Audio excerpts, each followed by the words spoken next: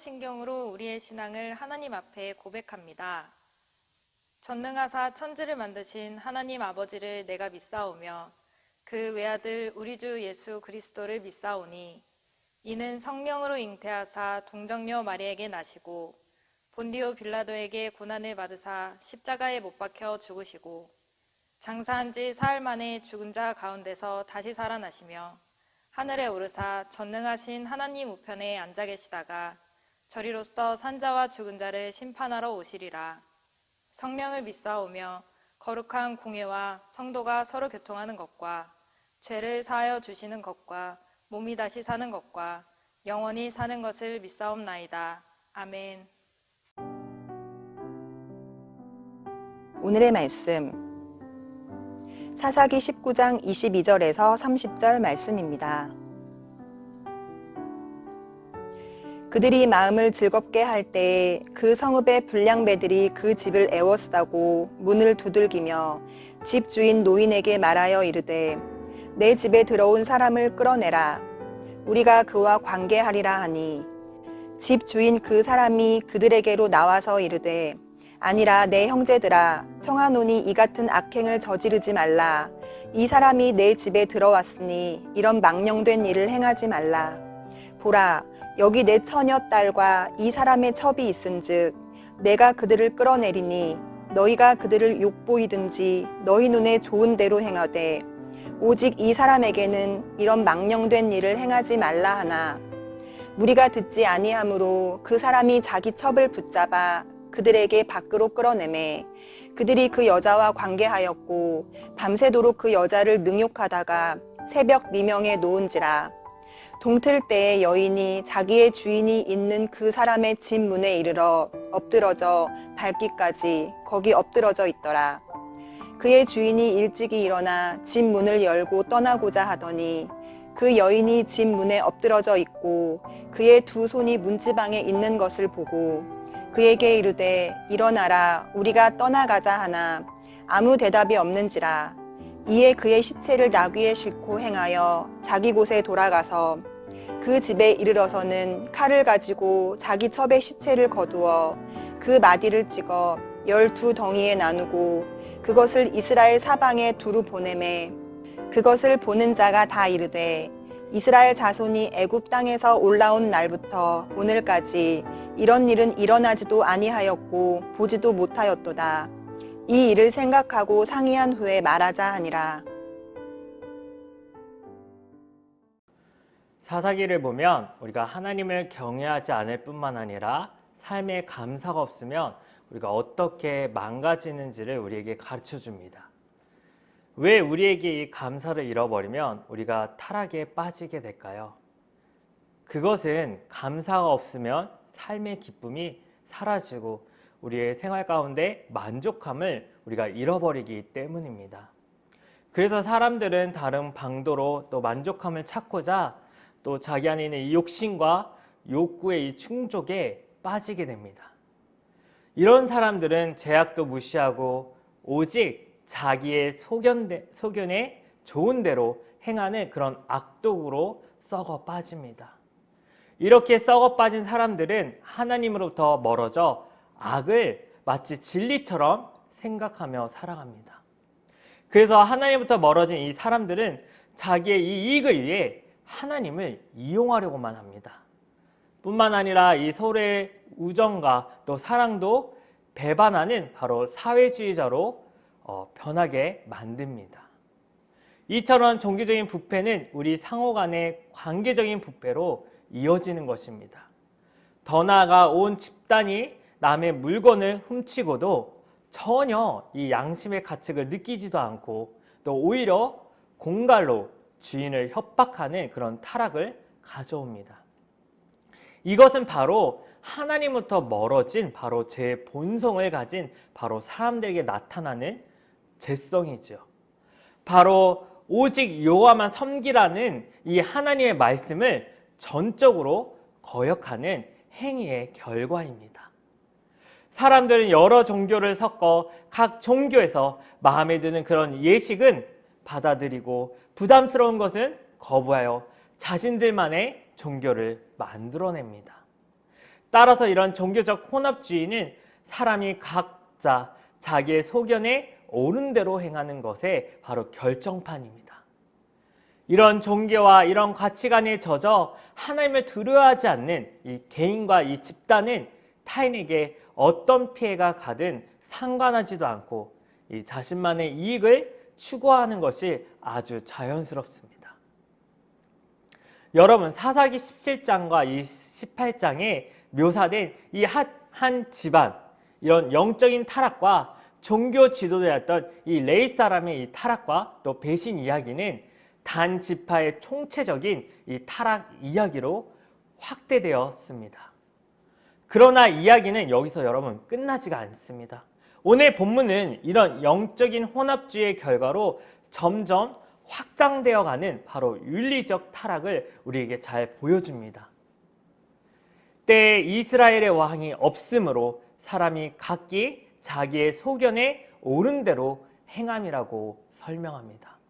왜냐하면 진정한 왕이신 그 하나님을 그들이 잃어버렸기 때문입니다. 그 결과 모든 사람이 각자의 자기 소견에 옳은 대로 했기 때문에 손님을 대접하는 이 사람들은 베냐민 사람들처럼 바로 비연한 짓을 할 수 있었습니다.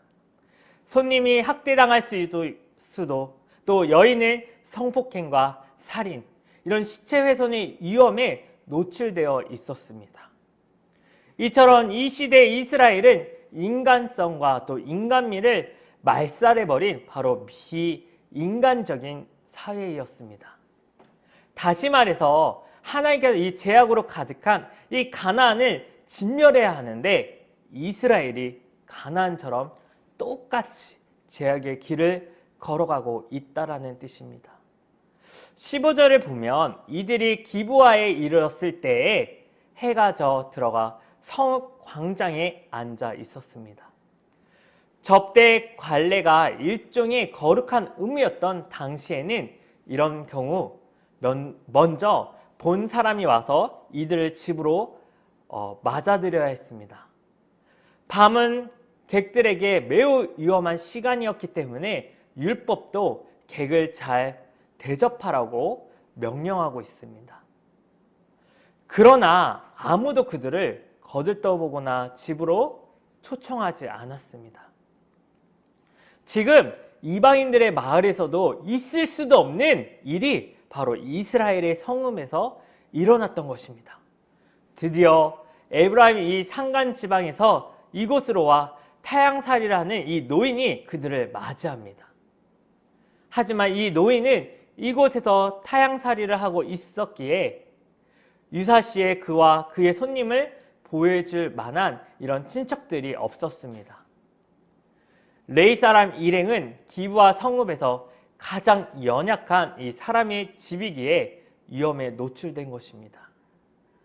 어렵사리 노인의 집에서 밤을 지내게 된 이 레위 사람 일행을 동네 사람들이 가만두지 않았습니다. 성읍의 불량한 남자들이 그들이 묵던 곳으로 몰려와 알고자 하니 데리고 나오라고 합니다.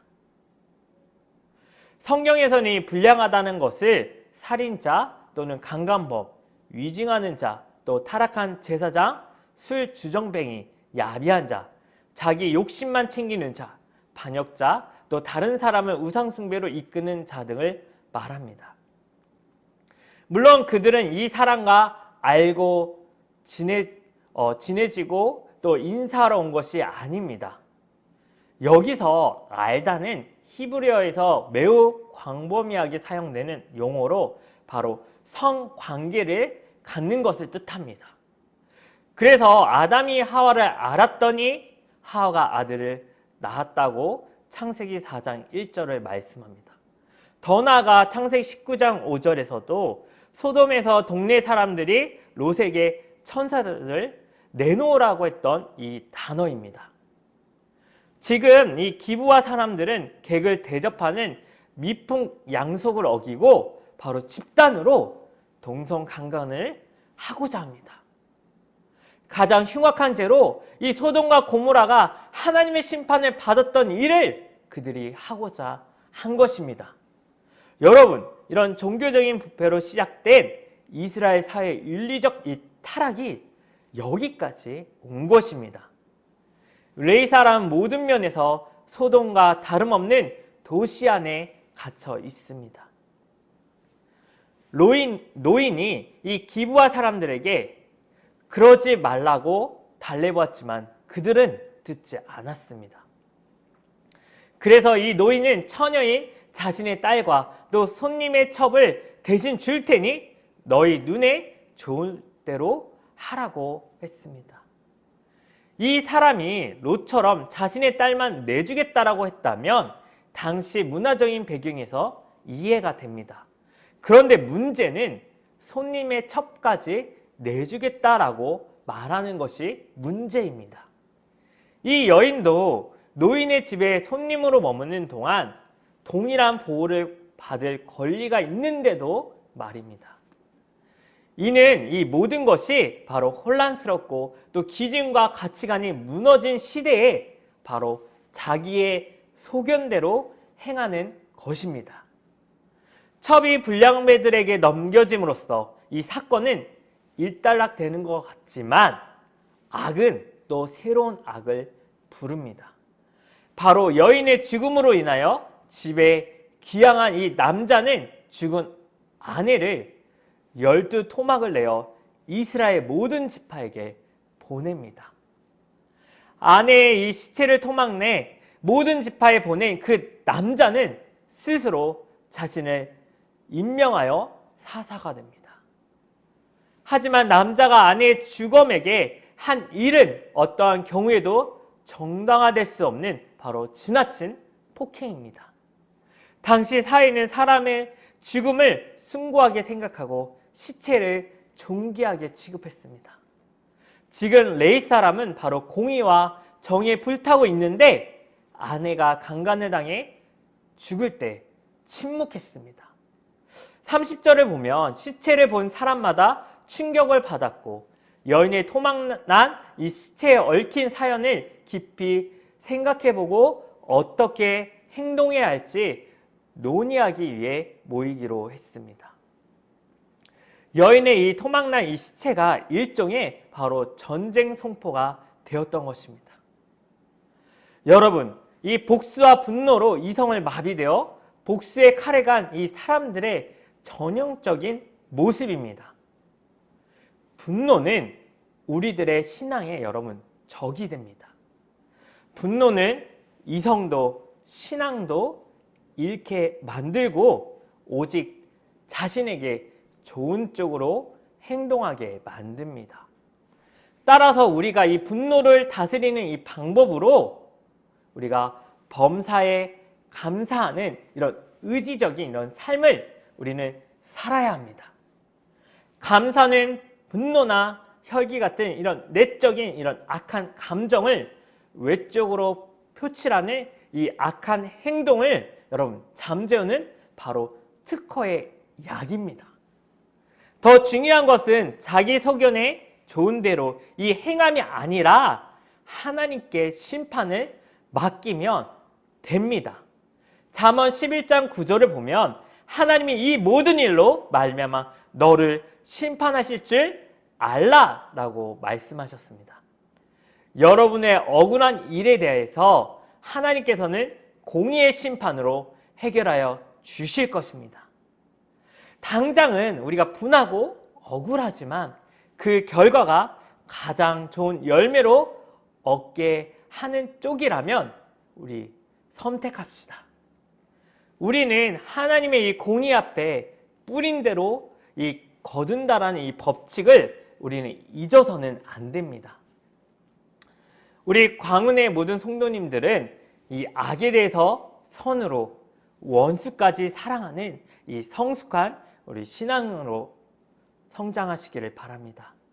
그래서 여러분 모두는 본문처럼 이 악의 악함으로 대하지 말고 감사함으로 하나님의 인자하심을 따르는 그런 생활을 하시기를 축복합니다.